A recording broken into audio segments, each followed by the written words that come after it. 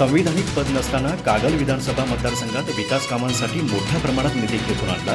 राजे समरजितसिंह घाडगे यांचे प्रतिपादन. लिंगनूर कसबा नूल येथे 1 कोटी रुपयांच्या विकास कामांचा झाला शुभारंभ. कोणतेही संविधानिक पद नसताना कागल विधानसभा मतदारसंघात विविध विकास कामांसाठी मोठ्या प्रमाणात निधी खेचून आणला, असे प्रतिपादन शाहू ग्रुपचे अध्यक्ष आणि भाजपचे नेते समरजितसिंह घाडगे यांनी केले.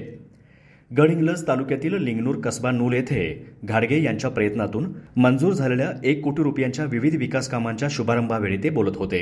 अध्यक्षस्थानी आजी माजी सैनिक संघटनेचे अध्यक्ष रावसाहेब पाटील होते. घाडगे पुढे म्हणाले, कागल विधानसभा मतदारसंघातील जलजीवन योजनेतील 12 गावातील योजनांसाठी वाढीव निधी मंजूर करून आणला. त्यामध्ये लिंगनूर कसबा नूल या गावाचाही समावेश आहे. या गावामध्ये एकूण 2.5 कोटी रुपयांचा निधी विविध विकास कामांसाठी उपलब्ध करून दिला आहे. या निधीचा विनियोग कार्यकर्ते चांगल्या प्रकारे करीत आहेत. जिल्हा उपाध्यक्ष विठ्ठल पाटील म्हणाले, समरजितसिंह घाडगे यांच्या रूपाने स्वच्छ, पारदर्शक व निष्कलंक नेतृत्व आम्हाला मिळालं आहे.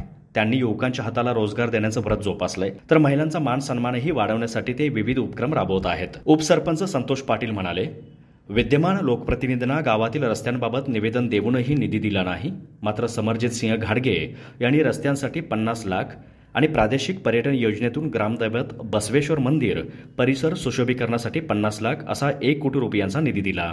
यावेळी अमोल तांबेकर यांनीही मनोगत व्यक्त केलं.